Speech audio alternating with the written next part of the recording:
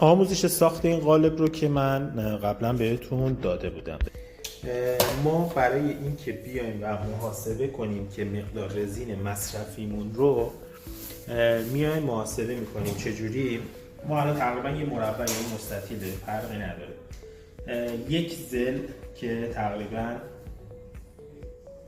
35.5، حالا واسه اینکه راحت تر بشه جفتش رو 36 در نظر میگیریم. میگیم 36 ضرب در 36 ضرب در، ما تقریبا میخوایم ارتفاع نیم سانتی متر، چون لایه اولمونه توی ارتفاع نیم سانتی متر ما میخوایم کلا سرتاسری رو رزین بریزیم، یعنی میشه 5 میلی متر که میشه 5 تا. و این عددی که به دست میاد و ضرب در 1/15 میکنیم که چگالی رزین. پس این میشه چگالی رزین.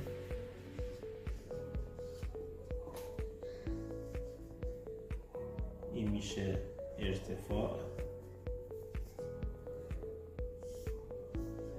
این هم میشه طول و عرض، که اینو وقتی ما محاسبه کنیم میشه تقریبا 735 گرم رزین.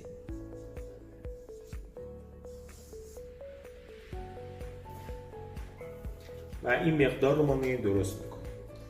ببینید من قبلا هم گفتم، الان بازم میگم، ببینید شما واسه اینکه این مقدار کلیه که ما رزین باید درست کنیم، از این مقدار کل ما 2 تا واحدش باید رزین باشه، 1 واحدش باید هاردنر باشه، یعنی جمعا میشه 3 واحد. پس میایم 735 رو تقسیم بر 3 میکنیم که این میشه عدد چیمون؟ عدد مقدار هاردنر ما. خب هر چی هاردنر ما ریختید داخل رزینتون، ریختید داخل لیوانتون، ضرب در 2 میکنید، میشه مقدار رزین یا جزء A شما. خب ما بعد از این که اومدیم کاراشو انجام دادیم، من اومدم طبق 750 گرم رزین رو اومدم با هم ترکیب کردم، یعنی 250 گرم هاردنر رو اومدم با تقریبا 500 گرم رزین با هم ترکیب کردم و حالا میام روی سطح کارم میریزم. من داخلش از رنگ پودری صدفی آبی استفاده کردم. رزینتون رو کامل پخش کنید تا اینکه تمام نقاط رو پوشش بده. قبلا هم بهتون گفتم شما زمانی که رزینتون حالت عسلی شد، بهترین زمان برای اینه که بیاین به رزینتون شکل بدید. حالت عسلی یعنی چجوری؟ یعنی شما زمانی که میای رزینت رو دست میزنی، مثلا با یه خلال دندونی بهش میزنی، وقتی میاری بالا کشسانیه. خب اون زمان بهترین زمان برای این که بیای به رزینت شکل بدی. و من میام اینجور طرح‌ها و اینجور شکل‌ها رو به صورت خیلی رندوم و مارپیچی روی سطح کارم ایجاد میکنم که دارید میبینید. بعد از اینکه اجرا کردید به کارتون قشنگ زمان بدین، تا چون اصولا بین این خطایی که اجرا کردید جای اون رد خلال دندونتون اصولا ایجاد حباب‌های بزرگ میشه، مثل الان که دارید میبینید توی ویدیو. بعد اینکه ایجاد حباب شد، بیاین و کار حبابگیریتون رو انجام بدید به صورت کامل. من از اونجایی که کلا با سشوار صنعتی خیلی راحت ترم، اصولا تمامی حبابگیریام با همون سشوار صنعتی انجام میدم و اینجا هم داری میبینی که با سشوار صنعتی میام و خیلی راحت کار حبابگیری رو انجام میدم. بعد از اینکه حبابگیری رو کامل انجام دادین، اون وقت میایم و شروع میکنیم به چسبوندن چوب ها. ببین دور تا دور کار رو اول میایم با استفاده از یه نبال، من اینجا دارم از این چوب استفاده، شما میتونید استفاده نکنید یا از هر چیز دیگه استفاده کنید، مثلا دور تا دور کارتون مثلا صدف بریزید، مثلا سنگریزه بریزید، هر چیزی میتونید بریزید اینجا. حالا من دارم از این استفاده میکنم. دور تا دور کارمو که دارم میام از این نوارهای 1 در 1 در طول حالا 30 سانت 40 سانت به طول اون کارتون بستگی داره، همه رو با چسب حرارتی میام فقط رو سطح کارم یه مقدار میچسبونم. و حتما از گونیا استفاده کنید که کارتون همیشه گونیا باشه. و بعد از اون بیاین مثل همین ویدیو نگاه کنید. من اومدم 8 تا مربع 3x3 چپ و راست کار چیدم تا اینکه به دست بیارم با دو طرف کارم چقدر باید فضای خالی در نظر بگیرم.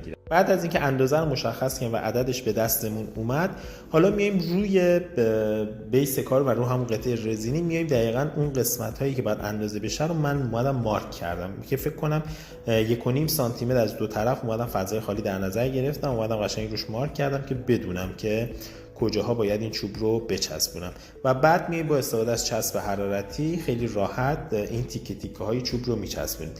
چرا من چسب حرارتی استفاده میکنم؟ چون چسب حرارتی رو اگه نگاه کنید حجم داره، یعنی شما زمانی که به این تیکه های چوب چسب میزنید و میذارید داخل و روی اون بیس کارتون میچسبونید، اگه دقت کنید کامل به اون بیس کار نمیچسبه و یه فضای خالی زیرش داره، شاید در حد چند کمتر از 1 میلیمتر.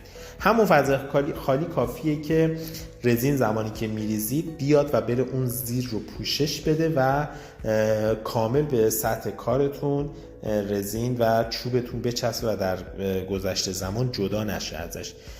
زمانی دقت کنید زمانی که بین دو تا چوب رو میخوایم با هم دیگه وصل کنید، یعنی چوب اول رو گذاشتیم و حالا باید بین چوب سوم رو وصل کنید. توی شطرنج به این شکل دیگه یکی در میونه دیگه. بعد اینکه داریم یه چوب سوم وصل کنی حتما وسطش یه دونه چوب بذار که فاصله ها دقیق باشه که یه وقتی کارت کج و کوله نشه و حتما مثل همین جایی که داریم میبینی از گونیا استفاده کن، چون گونیا کارتو گونیا میکنه و یهو نمیرسی آخر کار ببینی مثلا کارت دیگه کج شده یا اینکه وسط کار نگاه میکنی فلان مثلا مربعش کج شده و کارت کلا تو ذوق نمیزنه. بعد همین دیگه از این نکات رو حتما رعایت کن توی کارت. حتما لبه های کارم اندازه بگیر که اون فاصله‌ای که تعیین کردیم باشه، حتما فاصلهش تا لبه های کارت. و از چوبایی هم که استفاده میکنی حتما اگه جایی میدی برش بزنن یا از جایی تهیه میکنید، حالا من فروشگاهشو سعی میکنم بذارم واسهتون و حتما از جایی که این چوب ها رو هم تهیه میکنید ازشون بخواین که کاری که به شما میدن یه کار کاملا گونیا باشه و طول و عرض کارتون یکی باشه، یعنی اگر طولش 3 سانتی متر عرضش هم 3 سانتی متر باشه که کاملا مربع باشه.